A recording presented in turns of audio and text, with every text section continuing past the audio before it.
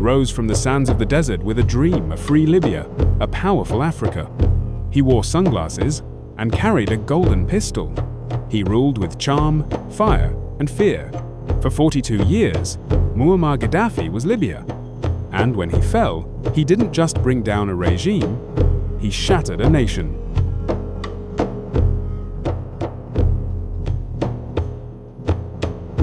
Muammar Gaddafi was born in 1942 in a Bedouin tent in the Libyan desert.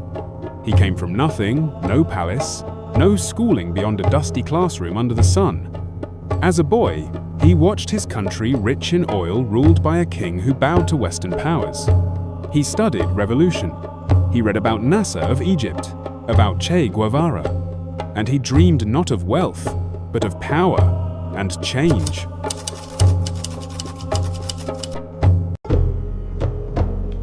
In 1969, Gaddafi was just 27 when he staged a bloodless coup.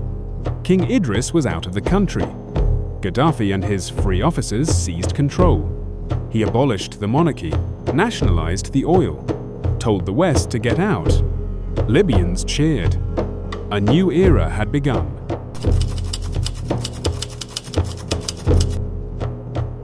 At first, Gaddafi was a hero. He gave free education, free healthcare, subsidized food, and housing. He called it the Jamahiriya, state of the masses. No parliament, no elections. Instead, Gaddafi said, power belongs to the people, but in truth, it belonged to him.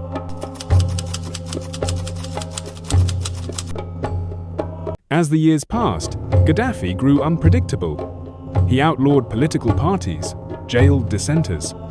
Public executions were broadcast on state television. He funneled oil money into militant groups across Africa and the Middle East. The IRA, the PLO, rebel factions from Chad to the Philippines. In 1986, the US bombed his home in Tripoli. He survived, but his youngest daughter did not. From that day, Gaddafi was at war with the West.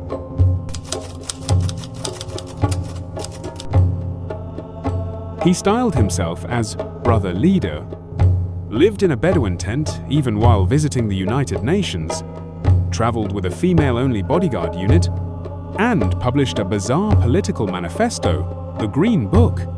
He was a showman, a prophet, a manipulator, and while the world laughed, his people lived in fear.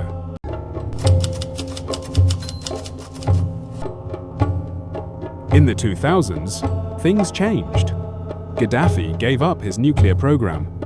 He welcomed Western oil companies. World leaders shook his hand. He was back in the global spotlight not as a villain, but a partner. For a moment, it seemed he had reinvented himself. But beneath the surface, resentment simmered.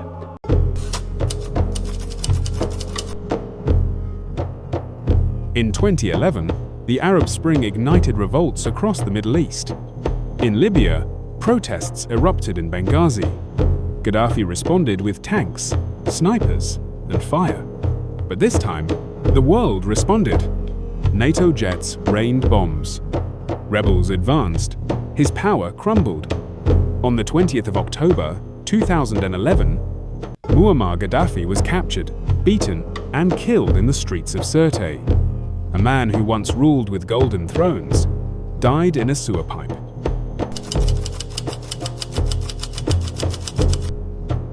Libyans celebrated his death, but celebration soon gave way to chaos.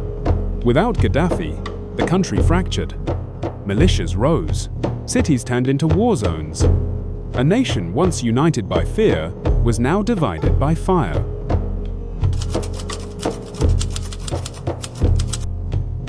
To some, he was a tyrant. To others, a visionary who stood up to the West. He built and broke Libya with the same hands.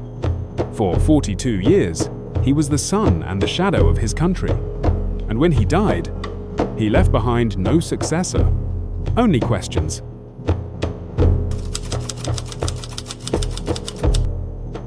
This was the rise and fall of Muammar Gaddafi, a man who ruled like a god and died like a fugitive. What do you think Gaddafi's true legacy is? Let us know in the comments.